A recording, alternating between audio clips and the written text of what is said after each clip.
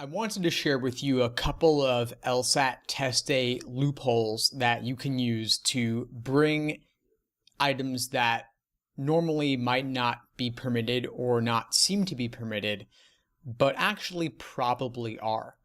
LSAC's test day rules, their FAQ, their list of permitted items, it doesn't cover a couple of really important things. It doesn't cover coffee, or cigarettes, or gum, or nicotine gum in particular. So I emailed LSAC to ask about these specific items, and I was surprised to find out that they told me that you can bring them as long as they're in your plastic gallon-sized Ziploc bag. They even told me that you could bring coffee as long as it was in that 20-ounce plastic container, I think a bottle or something like that. Now, I don't actually think that you need to transfer your coffee into that plastic 20-ounce container, but you could try it out. You could bring a plastic container and a coffee cup separately, and then if they tell you to transfer it, then you transfer it. That wouldn't be the end of the world. It would be totally fine. The worst that happens is, of course, that you have to toss your coffee. So I'd recommend, if you can, probably drinking coffee before you enter, if you normally drink coffee and want to. But if you don't want to for some reason, if you want to have coffee later, then you could have it ready to go into the plastic water bottle if necessary. You could also consider using caffeine pills as an alternative. They're small. They'd fall within the category of medical or hygiene products most likely, and you'd be able to get away with it.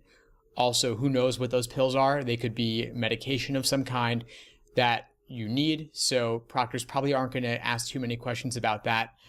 For gum, LSAC said specifically that if it bothers other test takers, then it might not be okay, but I'm guessing that as long as you're not too loud or obnoxious about it, you'll probably be fine.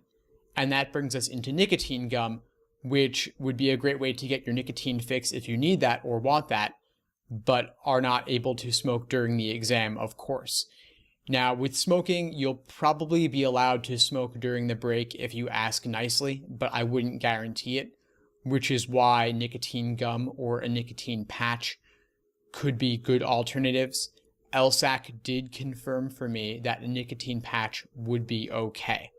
I'm not a smoker. I don't have this need myself. I'm just asking for you guys.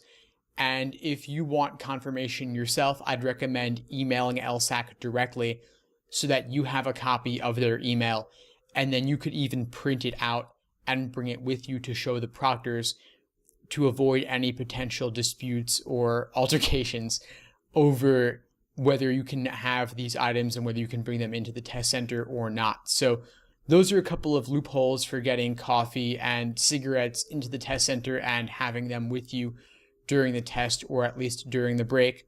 All the best to you on the LSAT whenever you're taking it, and feel free to reach out if you need anything at all. Take care.